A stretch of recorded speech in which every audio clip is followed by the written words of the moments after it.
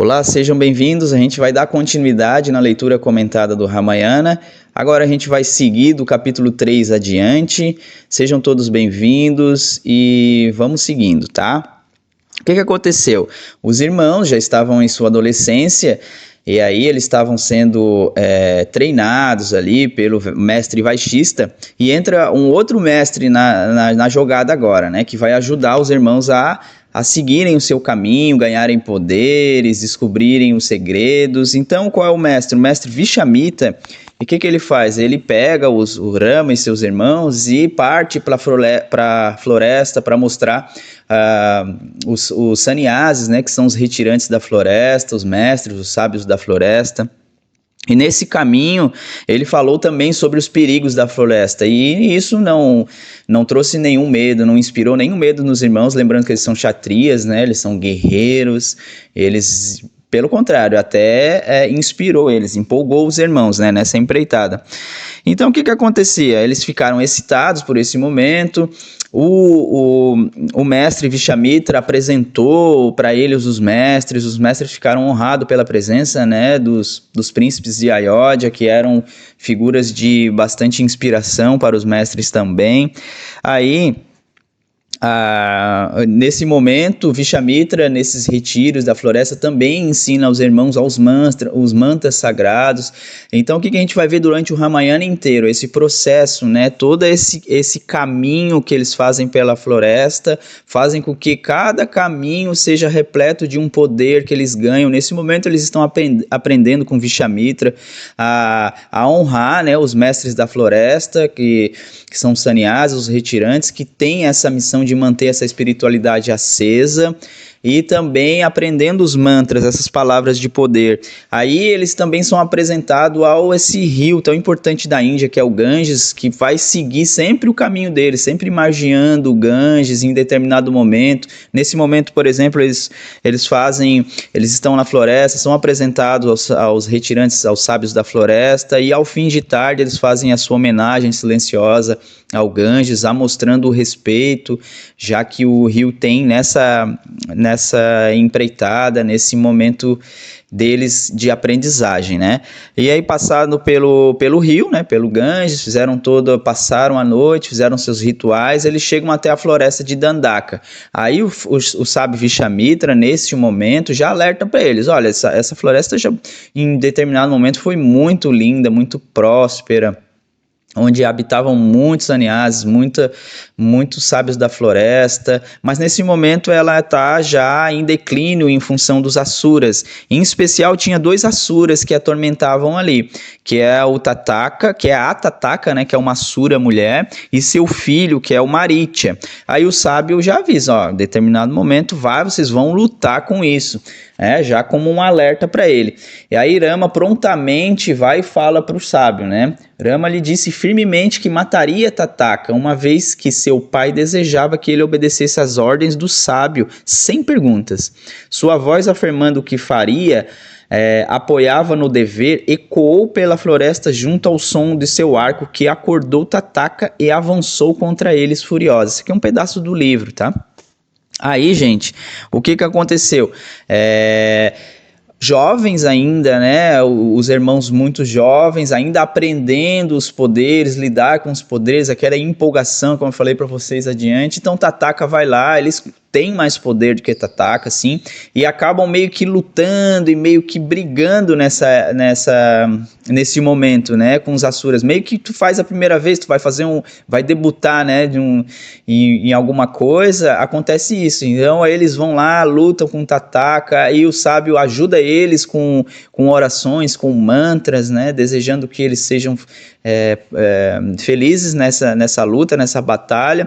Mas o sábio percebeu que isso estava se alongando mais e alertou aos irmãos: olha, ao final de tarde os asuras ficam cada vez mais fortes, quando abaixa a luz do dia eles ficam muito fortes, então é melhor, né, resolver isso de uma vez. E Rama, que estava lá, acertou uma flechada prontamente no coração de Tataka, e assim fez, e assim acabou, né?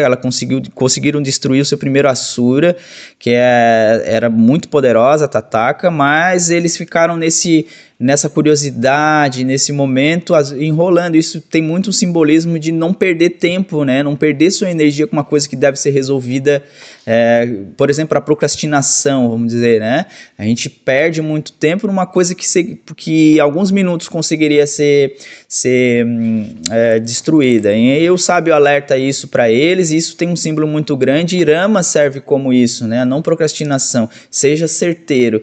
Aí Rama consegue fazer com que a flecha acerte Tataka e a destrua nesse momento. Aí o que aconteceu? O sábio Vishamitra ficou muito grato, emocionado, abraçou os irmãos. E eles entraram em meditação na floresta mais uma vez, e daí ficaram 6 dias na floresta meditando, fazendo seus rituais opulentos, orando, e em determinado momento, né, esse ritual do fogo, que acontece até hoje na Índia, Agni, que é o deus do fogo, aparece e traz um estrondo junto. Isso é um presságio de que viriam mais desafios para os irmãos. E aí, nesse momento, chega o seu filho, né, o filho de Vishamitra chega, que ele ainda não foi morto ainda, que seu filho, que é o Maritya, né? Aí chega lá, Maritya chega, o filho, e chega, os irmãos não conseguem matar ele totalmente, né? O filho de Tataka, o Maritya, aí apenas conseguem ferir o seu pé. Então esse Maritya, ele vai ter um protagonismo mais para frente no Ramayana, por isso que ele não é morto agora, tá? Aí o Maritya, ele é apenas ferido no seu pé e consegue fugir para Lanka, mas eles ainda conseguem matar outro Asura que estava lá, que é o Subarro, e o céu naquele momento, naquele lugar, aquela floresta que estava em caos por causa dos Asuras, volta a ficar claro. Os sábios da floresta agradecem muito, começam a querer habitar de novo esse local, né? Mas aí, depois desse momento, eles tinham que seguir sua viagem, porque Vishamitra ainda devia algo ao Rama, né? Ele devia o casamento com a sua amada Sita. Então, toda essa partida, né, esse início, que diz ali, né, o início da saga, a gente vai ver que eles estão seguindo até a cidade onde Sita mora. E aí, o que acontece? Eles ficam alguns dias ali e vão seguir a sua empreitada, sempre margeando o rio Ganges, né? E aí esse capítulo 4, que se chama Deuses e Homens, né? A caminho de Mithila, Vishamitra e seus irmãos, Rama e seus irmãos, margearam o Ganges, e aí Vishamitra decide contar para eles a história do Ganges. É uma história bem legal, bem interessante, né? Aí envolve também uma questão familiar, porque o rei Bhagrata, que a gente vai falar agora, eles são parentes do rei Dashrata, que é o pai de Rama e seus irmãos. Aí ele também tinha esse problema de não conseguir dar continuidade à sua descendência, em função de uma maldição que foi rogada para sua família, porque não honraram seus descendentes. Existia um local na floresta onde estavam as cinzas de seu descendente. E aí, o que aconteceu? Que era Paala, o nome desse local. E aí esse local precisaria ser banhado com bênçãos. E aí, sabido disso, o rei Bhagrata sabia disso e orava muito, fazia muitas orações, muitos rituais para Brahma. Aí Brahma, em determinado momento, desce e atende os seus pedidos, lhe concede 2 pedidos, e ele fala que um precisa ser resolvido para que o outro aconteça. Para que as cinzas da sua família sejam honradas, eles precisam ser banhados pelo rio Ganges, né?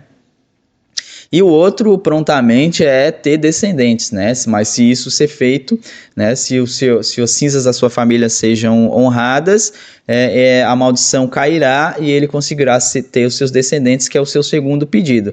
O rei Bhagrata pede isso a Brahma, e Brahma fala, beleza, consigo atender, mas você sabe da força do rio Ganges, né? E se a gente soltar o Ganges lá na floresta de Paala, vai ter uma força, uma energia tão grande que a terra é capaz de rachar no meio e acabar a humanidade.